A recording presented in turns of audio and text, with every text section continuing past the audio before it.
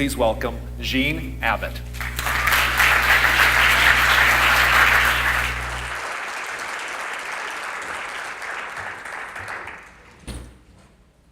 Can you imagine living the majority of your life trapped in your own disabled body, unable to do simple everyday tasks?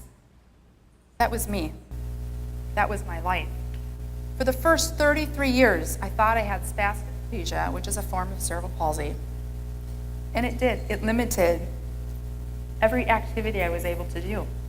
I was never able to play sports, had difficulty even holding a pen to do my homework at night. And by the time I was 18, I was using a mobility scooter. I was really fortunate, though, because I had an amazing support system of my family and friends, my faith, and of course I had a sense of humor that could get me through any difficult situation with a genuine smile on my face. Because if you're either going to be crying or you're going to be laughing, and I was going to live life laughing.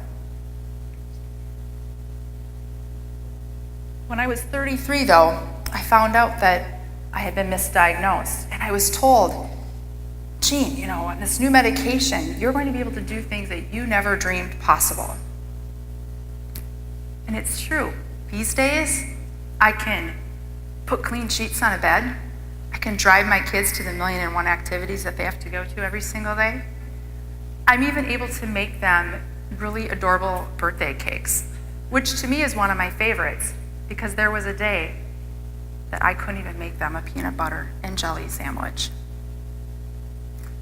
So you can only imagine how shocked I was on that day that I found out that I was misdiagnosed. It was 8 years ago. I had an appointment with a new neurologist. I wasn't even able to drive myself to that appointment, so my brother came and picked me up and brought me there where we would meet my husband. When we pulled up into the parking lot, both my brother and I knew that I was not even going to be able to walk into that appointment. So he ran in and got a wheelchair, brought it out to the car, placed me in the wheelchair, and then wheeled me into that appointment that would forever change my life.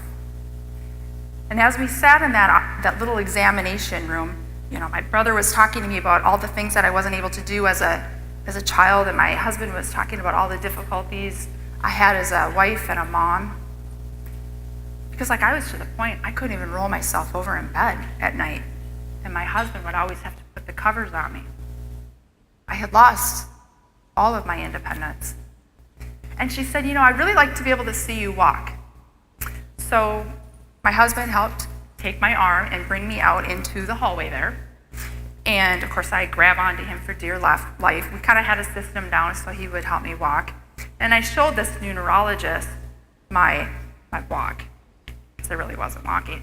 But I had this tight, spastic arm that was on my side. I called it my chicken wing. And I had these knees that would knock with one another, making it difficult. And of course, I was up on my tippy toes, kind of like a ballerina, but obviously without the grace, and showed her my walk. Wasn't able to go very far. And my husband brought me back into the examination room, and we sat down there, and then my husband explained to the doctor, it's like someone presses a reset button when Jean gets a great night of sleep, or even when she takes a nap. And she got really excited, her eyes lit up. She started talking really fast. The excitement was almost like a child on Christmas morning. And she says, what if I tell you that I don't think you have spastic diplegia cerebral palsy, but I think you have dopa-responsive dystonia, and with the correct medication, you're going to be able to do things that you never dreamed possible. You're going to be able to walk from point A to point B without even thinking about it. And then it was like I was back in middle school, the time where all the kids make fun of you, and I got made fun of a lot because I was a kid with a funny walk, easy target on my back. But there's this doctor imitating my walk, walking across to show me, and then as she kind of reaches the other way, she started walking with ease.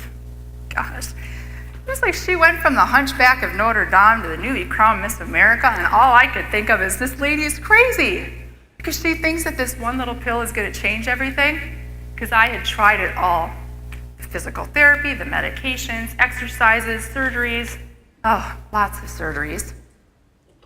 And I wasn't going to fill the prescription.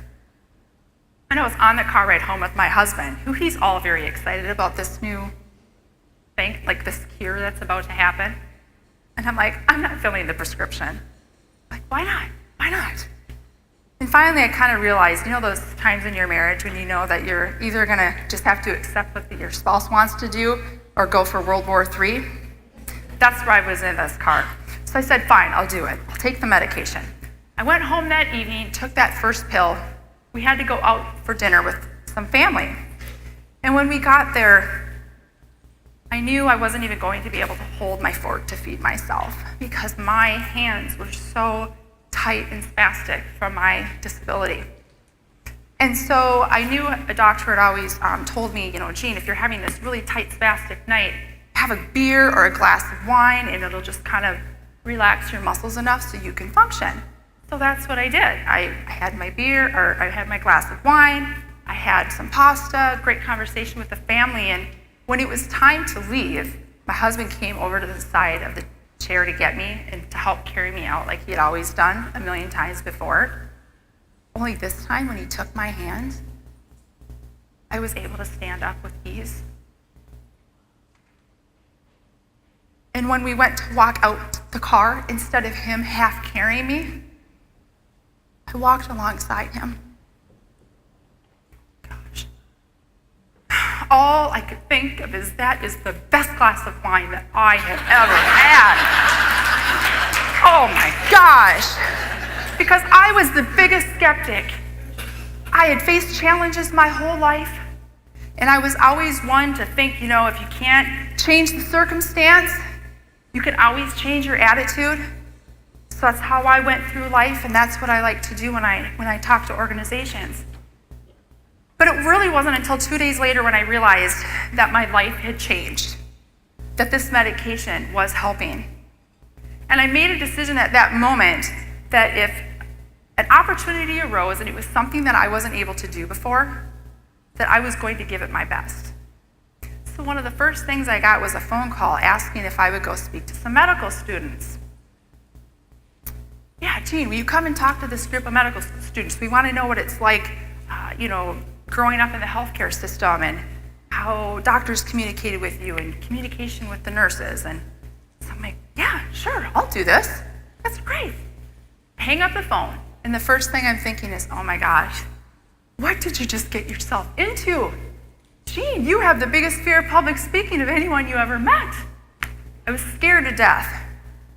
But in facing my fear, I discovered my passion.